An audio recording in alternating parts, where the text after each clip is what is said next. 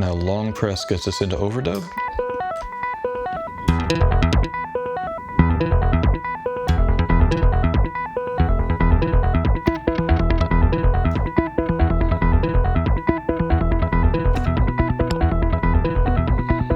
Hi, this is Andre. We're going to continue exploring the possibilities of using the Morningstar MC8 to control the hologram microcosm.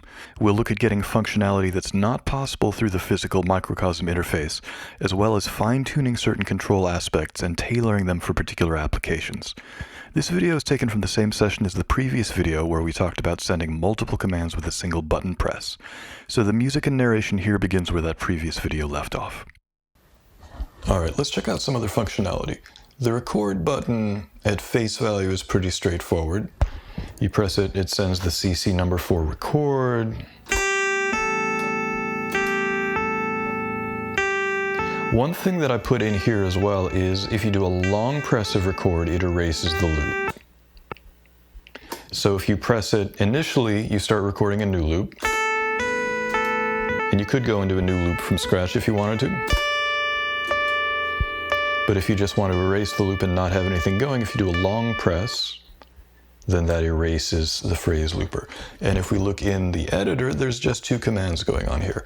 There is CC28, which is the CC number for the record function. And then we have CC number 34 activated on a long press. And 34 is the control change for looper erase. So if we want to erase the loop completely, we do a long press of the record button. If we just want to record a new one from scratch, then we just do a regular short press and that gets us into record. I'm going to come out of looper only mode.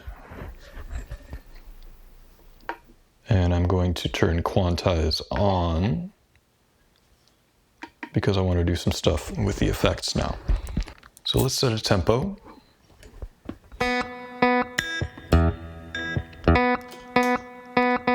This is a momentary tap tempo. So generally with tap tempo, you would hit the switch twice. For this patch, I have it set up so that the second button press is actually on the release. So that's the first hit, second hit. So boom, boom.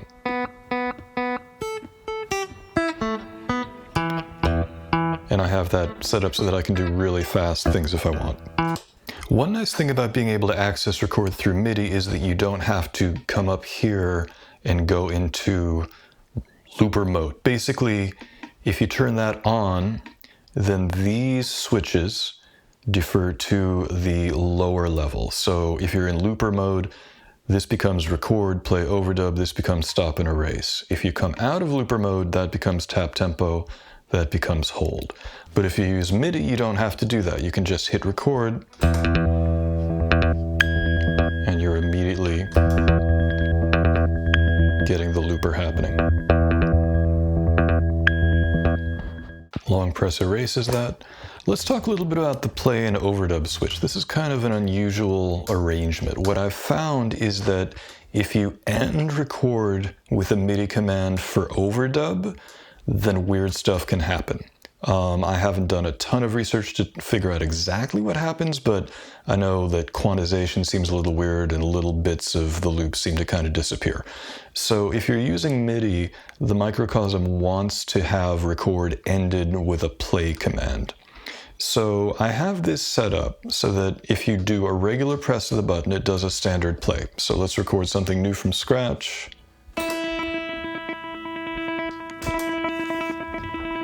So if I just do regular presses, this keeps doing play. And the idea there is I want to make sure that it's always going to give me play in case I want to do something like record a new loop. And then go into it immediately like that. Let's do a little more of that.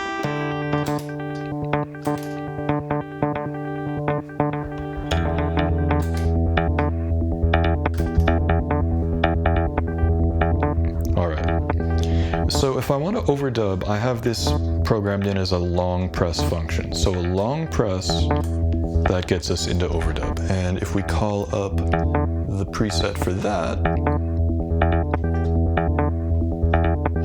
it's a very simple preset as far as programming goes. There's just two commands. The first is cc29, which is the looper play function. And then for a long press, it sends cc30, which is overdub. So it's pretty straightforward.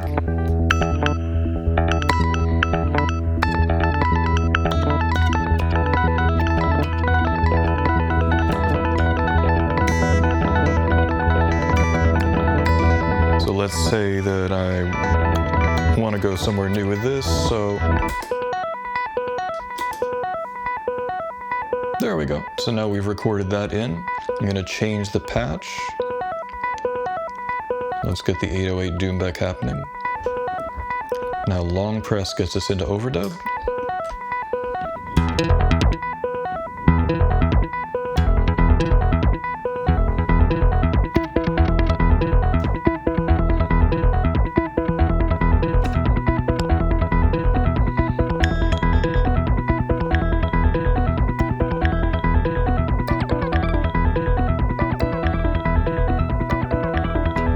Let's say we want to record something, again, completely from scratch.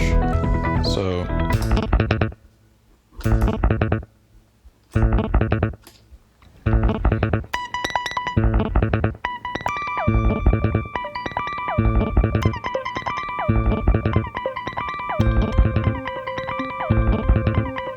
I'm going to switch back to an ARP patch. I'm going to turn overdub off, because I want to build up some kind of bass thing, but I don't want to overdub it just yet.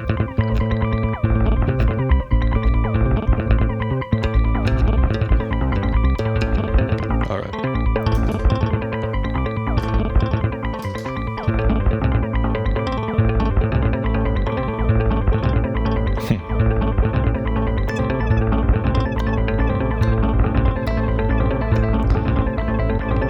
And let's record something from scratch again.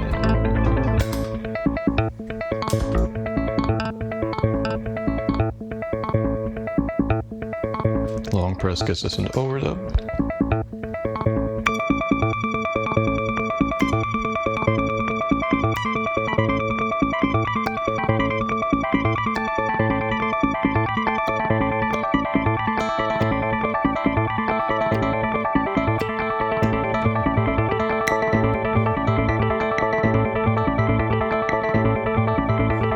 And let's do this for fun. Let's get a totally different tempo happening. And let's record something new from scratch and see what happens.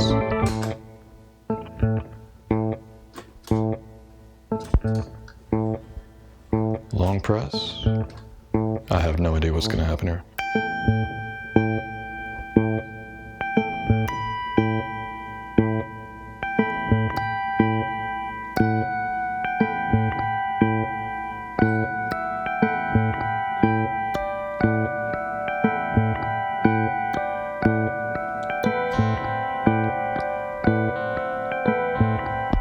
And let's go in reverse because we can.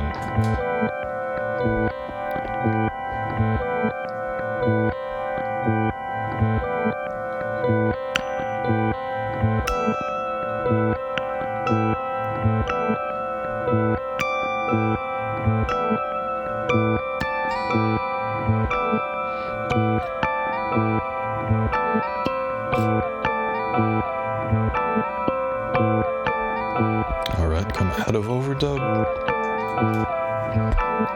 Now let's do this. I have pre-effects and post-effects placement for the loop set up on a toggle here. So right now the phrase looper is after the granular effects. That means that the granular effects get recorded into the phrase looper when overdub is open. So we're going to switch to an interrupt patch. We're not going to hear anything yet because I'm not playing anything. Come out of overdub. But now if we press post effects, now we've placed the looper before the granular effects. So now the granular effects are processing the loop after the audio output of the loop. Now, in order to switch pre-effects and post-effects on the physical interface, you need to do a long press there, and then select one of these things you want to change, and then press down, and that adjusts it, and then come out of that editor. But what's nice about having it through MIDI is that you can just press one button. And then you can see it lights up for pre-effects. Light comes off when it's post-effects.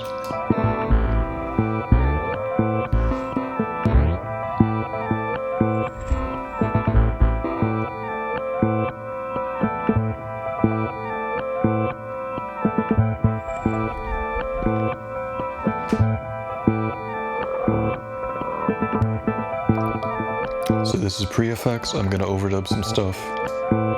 Long press, Andre. There we go.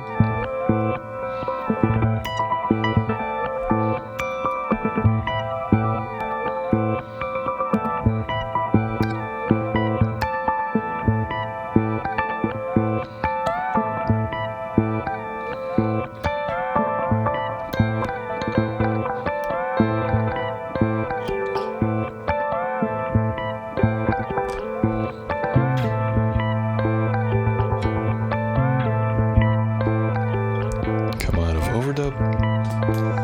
But now if we change the placement so that the phrase loop is after the effects,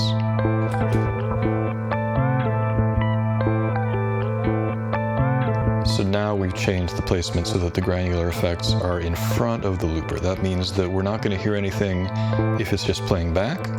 If we overdub stuff, then we are going to hear the granular effects because they're coming before the looper.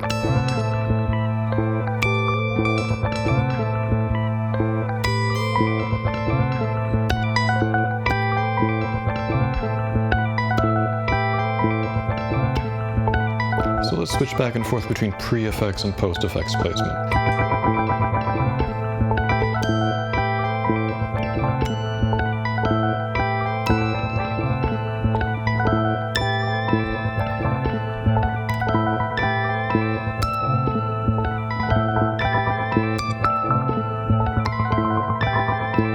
Let's go back to post-effects placement.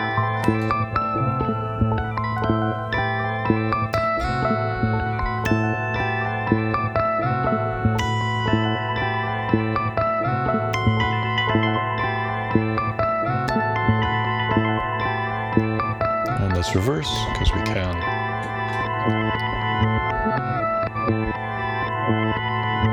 Let's change the interrupt algorithm.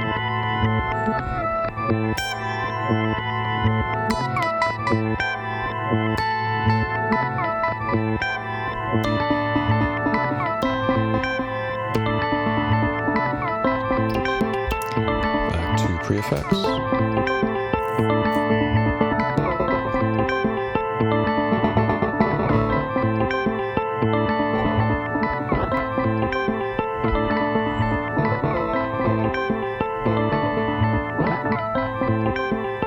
And let's reverse it again, because we can.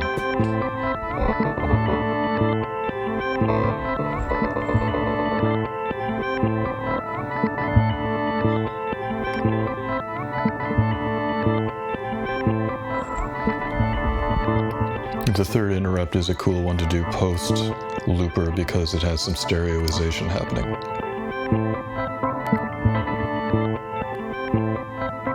And if we go back to having the effects go into the looper, then you'll hear that stereo stuff in the overdubs.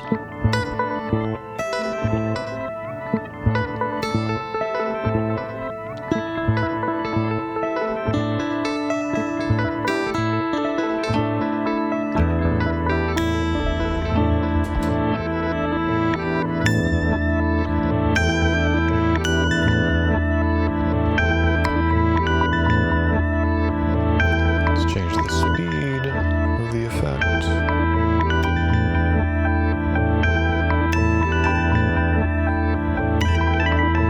And let's change the placement again.